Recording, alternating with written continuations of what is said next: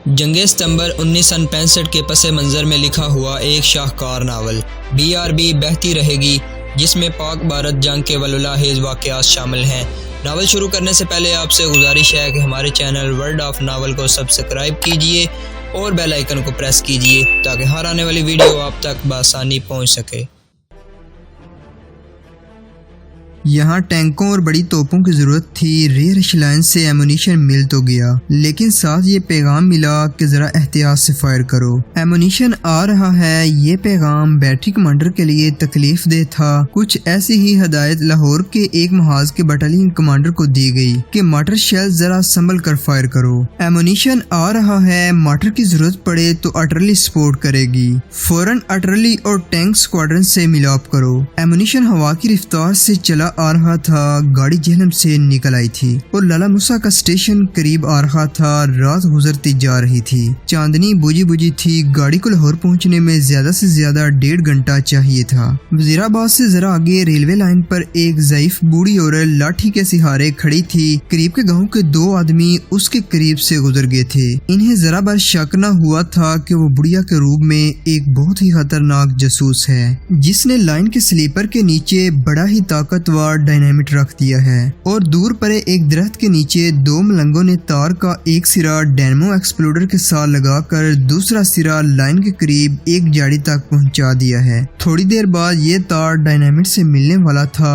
صوبیدار اکبر علی کو اس گاڑی کی اطلاع مل چکی تھی، اور یہ بھی کہ یہ گاڑی کس قدر اہم ہے۔ وہ اپنے خفیہ دفتر میں وائرلیس سیٹ سے کان لگائے بیٹھا تھا۔ اسے یہ بھی علم ہو گیا تھا کہ گاڑی کی اطلاع جاسوسوں کو بھی مل چکی ہے۔ وزیرآباد کی فضا میں اجنبی پراسرار اور دشمن آوازیں اسے پاگل کیے جا رہی تھی۔ وہ اتنی جلدی شکست قبول کرنے والا نہیں تھا۔ اسے معلوم تھا کہ اس کا مد مقابل انڈین آرمی کا کرنل گپتا ہے، جس کے ہاتھوں تربیت پائے ہوئے جاسوس اناڑی نہیں ہو سکتے۔ آج کی رات کرنل گپتا اس کے جاسوسوں اور اکبر علی کے لیے آزمائش کی رات تھی۔ ایمونیشن سے لدی گاڑی گزر رہی تھی، جسے خیریت سے لاہور پہنچانا اکبر علی کا فرض تھا، اور اسے راستے میں تباہ کرنا کرنل گپتا اور اس کے جاسوسوں کا عزم تھا۔ اکبر علی اپنے سیٹ پر بیٹھا وائرلیس کے گتھم گتھا پیغامات سن رہا تھا۔ کوئی آواز عجیب سے کوڈ میں تھی، انہی میں مورس کوڈ کی آوازیں بھی تھیں، اور ایک آواز کسی وقت صاف سنائی دیتی تھی، رانا کالنگ 924 بوگی راجا آؤٹ۔ اکبر علی کے دماغ کی نسیں تنی ہوئی تھی۔ اس نے گھڑی دیکھی اور اسے جو ہدایت ملی تھی ان کے پیش نظر اندازہ کیا کہ اس وقت مال گاڑی کس مقام پر ہوگی۔ جو گاڑی قریب آ رہی تھی، اکبر علی کے دل کی دھڑکن تیز ہوتی جا رہی تھی۔ اسے یقین ہو گیا تھا کہ جاسوس وزیرآباد کے علاقے ہی میں ہیں، اور یہ بھی کہ گاڑی شدید خطرے میں ہے۔ گاڑی کو روکا نہیں جا سکتا تھا۔ اگر محاذوں کی ضرورت شدید نہ ہوتی تو اکبر علی کیپٹن طارق سے کہہ کر گاڑی کو کہیں پیچھے ہی رکوا دیتا، لیکن گاڑی کو ہر قیمت پر خیریت سے لاہور پہنچانا تھا۔ اس نے اپنے طور پر اندازہ لگایا کہ جاسوس چناب کے پل کی طرف نہیں ہو سکتے، کیونکہ پل پر پہرا ہے۔ اس سے آگے نالا پلکھو کے پل پر بھی پہرا تھا، لہٰذا گاڑی کو تباہ کرنے والے جاسوس وزیرآباد سے آگے لاہور کی طرف ہو سکتے ہیں۔ اسے انتہائی تلخ خیال آیا، اگر وہ اس سے بھی آگے ہوئے تو وہ تڑپ اٹھا۔ اس نے وائرلیس کی جو آوازیں سنی تھیں ان کے مطابق اسے یہ بھی یقین ہو گیا تھا کہ گاڑی کو طیاروں سے تباہ نہیں کرایا جائے گا، جو کچھ ہوگا زمین پر ہوگا۔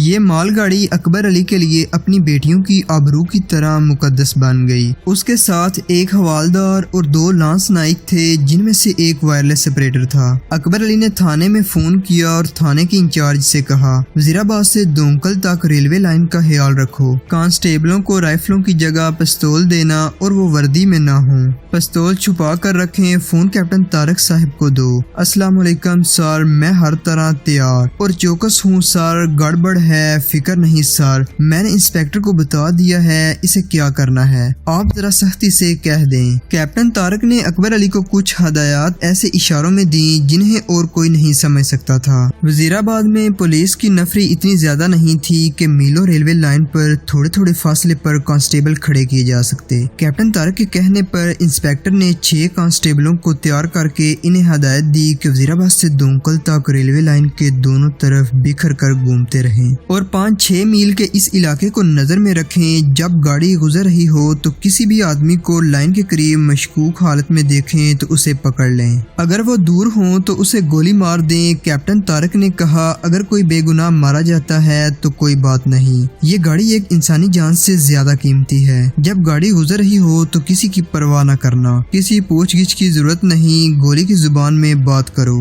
گاڑی کو وزیر آباد سے ٹھیک گزارنا ہے، اگر گاڑی کو اس علاقے میں کچھ ہو گیا تو تھانے میں واپس نہ آنا، اپنے آپ کو گولی مار لینا، جاؤ اور پیادہ دھونکل تک چلے جاؤ، پھر وہاں سے واپس آؤ، دوسرے حکم تک ٹہلتے رہو۔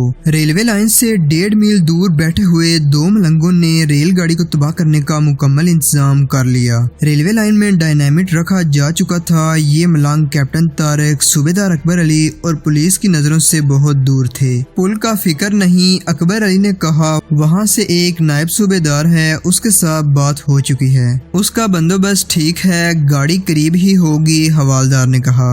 تم ادھر خیال رکھو، صوبیدار اکبر علی نے کہا، میں ذرا باہر کا چکر لگاؤں۔ اس نے آہ لے کر کہا، اللہ مددگار ہے۔ وہ باہر نکل گیا، باہر جا کر وہ کچھ بھی نہیں کر سکتا تھا، اندر رہ کر بھی وہ کچھ نہیں کر سکتا تھا، باہر جا کر اسے یہ احساس ہوتا تھا کہ وہ کچھ کر رہا ہے، متحرک رہنے سے اسے اطمینان سا ہوتا تھا۔ گلی سے نکل کر وہ ذرا کھلی جگہ گیا تو فضا میں مانوس گرجدار زناٹا سنائی دیا، پاک فضائیہ کے 2 سائبر طیارے بڑی کم بلندی پر اڑتے گزر گئے۔ صوبیدار اکبر علی یوں لرز گیا جیسے طیاروں کی گرج اس کے سینے میں داخل ہو گئی ہو، اس کا دل تیزی سے دھڑکنے لگا۔